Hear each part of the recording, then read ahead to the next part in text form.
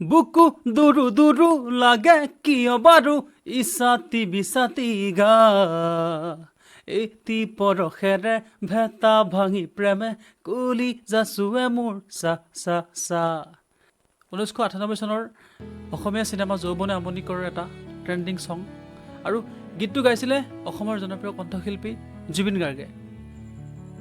সেই তাহানিতে যৌৱনে আমনি কৰে এখন হিট চিনেমা আছিল।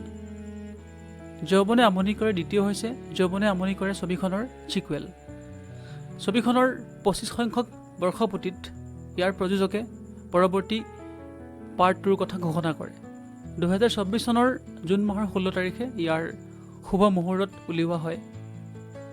প্ৰায় 65 লাখ টকাৰ বাজেটত নিৰ্মাণ হ'বলগীয়া ছবিখনৰ প্ৰযোজক অশোক কুমাৰ বিষয়া, তেখেত অসমৰ জনপ্ৰিয় অভিনেত্ৰী বৰ্ষাৰাণী বিষয়াৰ পিতৃ।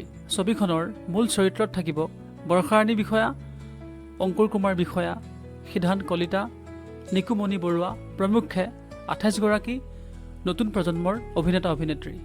আৰু এটা ভাল খবৰ, ছবিখনৰ মিউজিক কৰিব অসমৰ হাৰ্টথ্ৰব জুবিন গাৰ্গে। যিমান পাৰে ভিডিঅ'টো শ্বেয়াৰ কৰি দিব।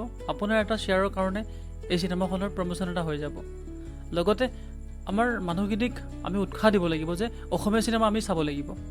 অসমীয়া চিনেমা আমি চালেহে আমাৰ অসমীয়া চিনেমাৰ ইণ্ডাষ্ট্ৰিটো টনকিয়াল। অসমীয়া চিনেমাৰ প্ৰচাৰ আৰু প্ৰসাৰৰ ক্ষেত্ৰত আমি উঠি অহা প্ৰজন্মটোৱে ভূমিকা ল'ব লাগিব। আমি অসমীয়া চিনেমা চালেহে পৰিচালকে পৰৱৰ্তী সময়ত চিনেমা বনাবলৈ মন মেলিব। আৰু যিসকল কলাকুশলী আছে সেইসকলৰ আৰ্থিক ভেটিটো উন্নত হ'ব। অসমীয়া চিনেমাৰ যেতিয়া উন্নতি হ'ব তেতিয়া আমাৰ অসমৰ সাংস্কৃতিক ভেটিটো উন্নতি হ'ব।